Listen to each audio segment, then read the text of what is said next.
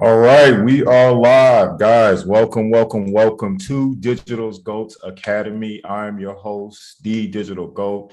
Welcome to my channel, guys. If you're tuning in today on my channel, hit that subscribe button while you guys are tuning in or whenever you guys vacate the premises.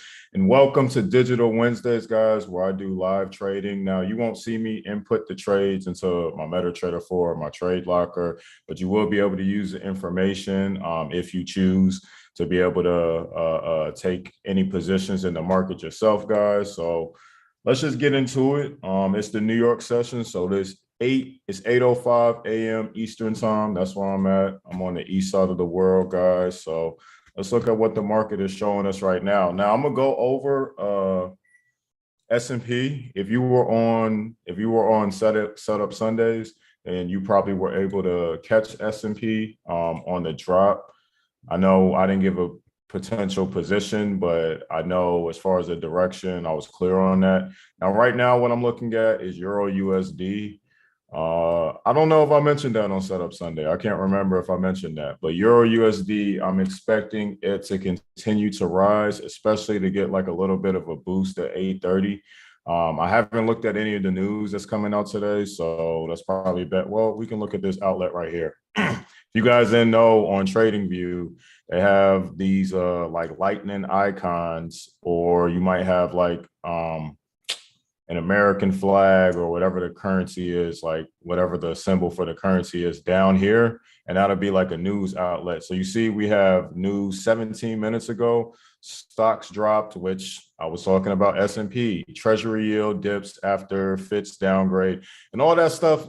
It makes sense to me. I mean, if we just apply the technicals, it makes sense to me. The market goes up, has to correct itself before it continues going up. Market goes down, has to correct itself before it continues going down. The biggest thing that we've been seeing probably this year or these past, I don't know, maybe like 2 years, probably the past 2 years, is that when I first started trading, guys, it was a simple break and retest. So you could have caught a break and retest all day, let the trade ride. There's new players into the market now, right? So the market is taking like, normally where you would get a break and retest within that hour of the same trade that you're looking at for the position that you're looking for. Now it's like break, and then 4 days later it'll retest, or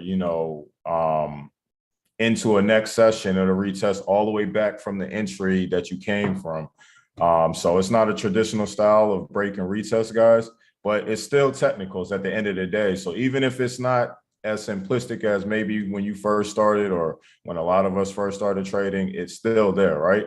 So what I'm looking for Euro USD, now ignore this stop. I had this stop here when we took this trade yesterday. So obviously, because it dipped a little bit lower, this trade is not valid. But the one thing that I teach my guys, I teach my community, is that if the market does come to the stop loss and we're still confident that, and the technicals are still showing us that the market, that trade is still valid in that direction, well, why not enter at the stop loss? Now, this was like a tight stop loss. So after we made our little bit of pips up here, this would have been potentially a good entry, as you guys see, instead of taking this higher entry. It just depends on what style of trading that you do. But for Euro USD, let's just kind of look at the dollar real quick, because I mentioned that last week. Now, the dollar did rise, right? The dollar did rise while Euro USD has been, why is this not the dollar? While Euro USD has pretty much been consolidating from the last push down that it made due to that news, but I am anticipating some type of correction that the dollar is going to do. As you can see, like clear as day, what it's been showing us is that this thing is bullish. So for a fact, this thing is bullish, but we have a lot of imbalance down here that the market could retest. Remember, I just gave you guys the example of it's not traditional break and retest. So you have your break. You see, there's no retest that has happened.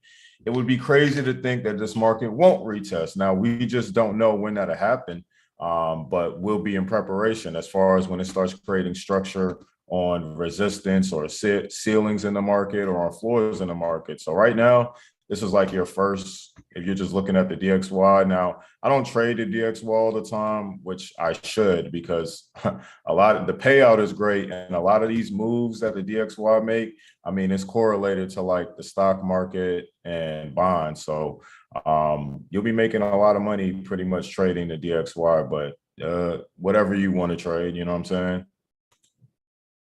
So it's building up resistance right here. Now, the one thing that I already identified, just being able to train my eye to see it, I'm trying to get the right red, guys. Hold on.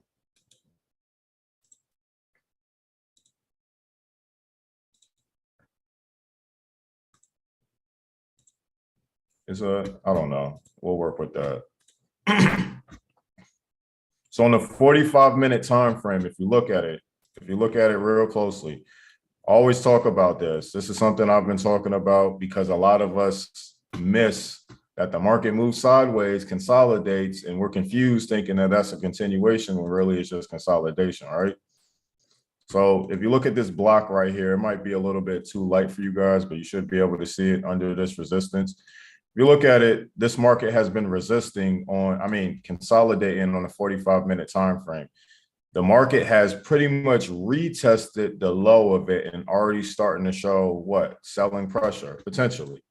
So if you turn to a line chart, what I'm trying to establish is that is the market retesting either 100% of that consolidation or the previous low that the consolidation broke out of. It can do one of two things. So, well, I guess one of three things, but once it retraces like halfway into this consolidation point, I'm looking at it as almost 100% retracement, which it'll be 50%. Now I'm basing this off of fibs. So if you know fibs, you understand that, you know, we're just talking about the percentages that the market covers either in a move or an entire trend, right? So it's consolidating right here. Market broke out, signifying that, okay, we are trying to be bearish, but we need to confirm that we're still trying to be bearish and not, you know, have the market push up actually respecting these highs right here. I think it's going to push down based off this consolidation, guys, and it looks like it's creating another form of resistance on a smaller time frame. So that almost seems like a break and retest to me, but we haven't hit 830 yet, so 830 could definitely change the conditions of that. But as far as we're seeing, the market is trying to be bearish on the 45-minute time frame. Now let's see what the Hakanashi said. So as you see, bears are trying to come in as bulls are still like dominating them. I'm sure if we look at the volume, it'll probably show you that there's probably more buyers in right now, but sellers are starting to pick up. You're starting to see that, like sellers start to come into the market until a bigger seller comes in and just brings this market down. And normally that's impacted by news. So if we just wait a little while, we'll be able to kind of see what the market is trying to show us, what we don't want to see if this market is still bearish. Everything again is like subjective anyway. So if this market is still bearish, which I'm using the DXY to correlate other pairs. So when I'm looking at Euro USD, I'm wanting to see, because I'm bullish on the Euro, I'm wanting to see the dollar drop down in order to appreciate the value of the Euro, right? So that's what we want to see for the dollar, guys. And that's basically what I'm looking at, because I did have the expectation that the dollar was going to start to retrace. Now, I'm glad it made that bullish move because it confirmed my bias on the dollar being bullish, which I know a lot of us, again, pretty sure the community will come from me, but a lot of us being like, we're going into a recession. I still don't believe that, but hey, man, stranger things have happened, right, guys? So I still don't believe that we're going into a recession. I do believe that we're about to go back into inflation again, which is still bad. So either way you look at it, whether it's recession or whether it's inflation, it's still bad overall, right?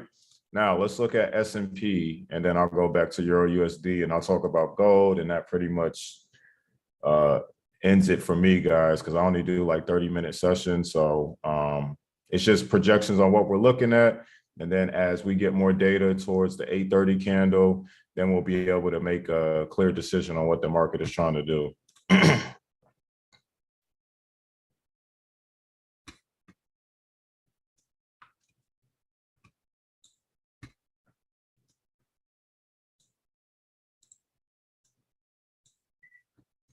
So S&P broke through, but it rejected all the way back up.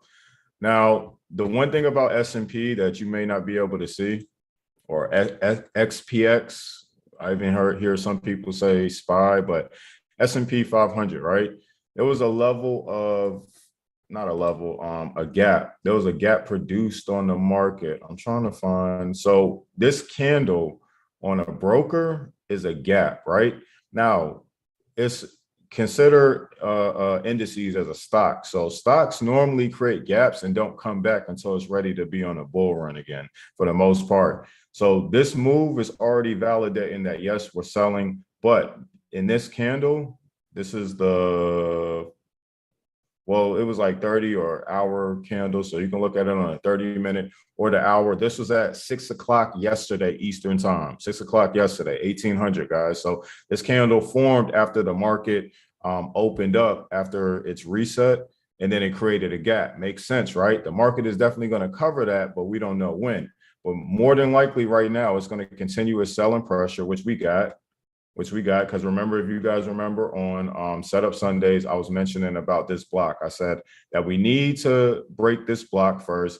And what we'll probably have is that the market will come down to this block and reject this block, but we'll see from there. And it did reject that block because there's a lot of liquidity left over, which on a smaller time frame, that is support. So it is respecting that there is some type of structure right here. What we need to confirm that this thing is truly bearish and not trying to pull, a fake out to be a bull run, is it to break this candle right here. So we're seeing the signs that we want to see. Anybody that saw the trade and caught it like somewhere to the top, I think this was like 78%. Let's see. Yeah, 78%. I mean, a little bit deeper, like 88%. I know some people use the 88 on Fib, but like 78%.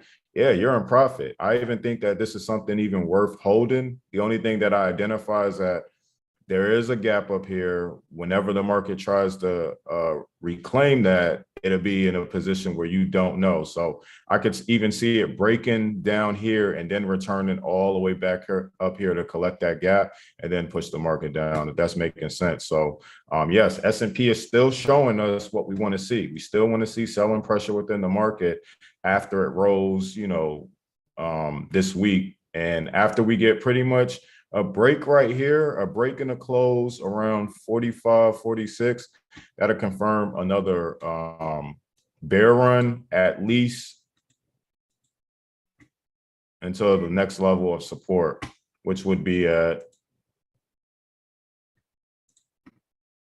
and if you want, just keep it at the structure so that way the market doesn't like bounce off you on the wick and doesn't collect your profit. So what we need is, and you guys can see it's selling right now. Now, the only reason I say that is because we haven't gone into 830. This could potentially be the move that it decides to sell from, but we have imbalance right here. I can see the market pulling, something real quick to pop up, make people believe that we're buying and then push down. But again, if we're buying, we'll know after the market breaks this zone right here. The market breaks and closes this zone and retests within it, then we'll know that we're bullish. But overall, we're still seeing the selling pressure, right? We just need areas of structure in order for the market to break. So that's what I'm looking at for S&P. Even really this wick, I would even say this wick on this side, 45, 42. As long as it closes after 830, that's an opportunity for a selling position as well. So as you can see, guys, this is pretty much the same info that I had from Sunday. And this was my selling area where I believe that the market was going to pop down. It actually did. Well, on my second entry, it actually did hit my stop, which was okay, because I'm not trying to lose that much starting off in the beginning of the week. But it still has, everything is confirmed. I believe that if you view my channel, if you view that video that I dropped on Sunday, guys, check my live, you'll see that I have the same information. I said the confirmed break on the 45-minute time frame. It definitely broke already. So for me, as long as this market doesn't return back to this gold line, we're selling. It could even return back to the gray line, but as long as it rejects, the gold or somewhere around the gray, we're still bearish. So don't get caught with your pants down trading indices this morning for sure. But the opportunity is definitely there. I like the momentum. The momentum to me is showing that we're heading down. So that's what I'm looking for. I'm looking for selling opportunities. So let's look at Euro USD real quick, and that'll close my trade, guys. I mean, that'll close my session. So you see a lot of fake outs happening on the Euro this morning. Man, that was a big drop.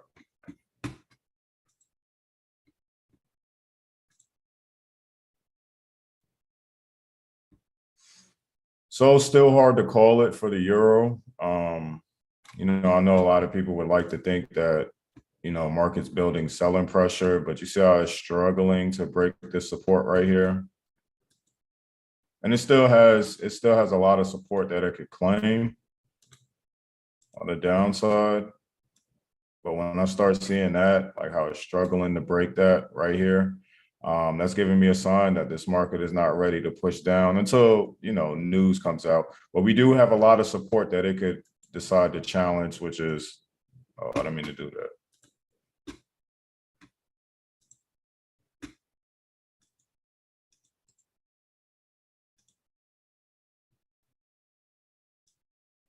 Like down here, there's support down there. If you extend it all the way back,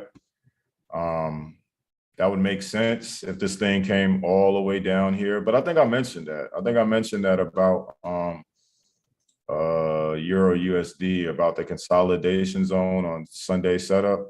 I mean, setup Sundays, that it could retrace 100% of the consolidation. But more than likely, I'm thinking at least like 50%. So let's see what it retraced already.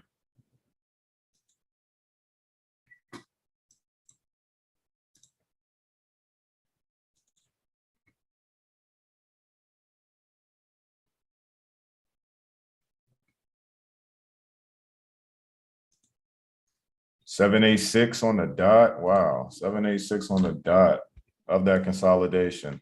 So out of this consolidation, let's see where this market is currently at right now.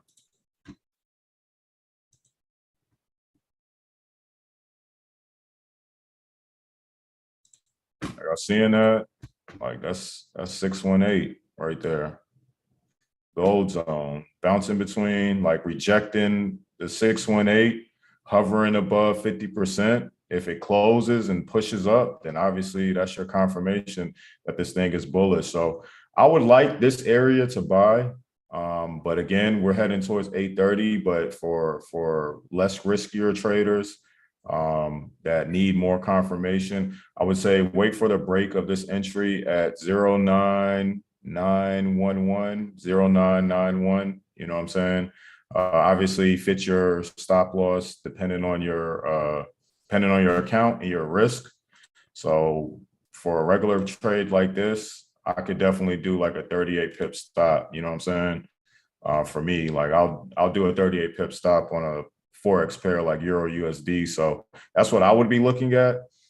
If you're looking to enter this trade, and obviously my exit points for me are right up here. Now, I think these numbers are off. These are supposed to be the pips, that the amount of pips that I'm pretty sure they're off because I based it off of this. So I'm pretty sure from this entry, it's like 30 pips, maybe even more, 50, 40. Yeah, so 40 pips. Let me actually change that. 40. But that's if you're waiting for the confirmation down here. So that way, just in case 830 rolls around, it doesn't shoot down trying to attack stop losses from people that just enter and then pop up. That'd be the safest way to enter around this entry, 09910. But again, depending on this type of trader you are, you may not care about that, right? Especially if your account can hold the drawdown anyway. 64. And that's pips, obviously, right?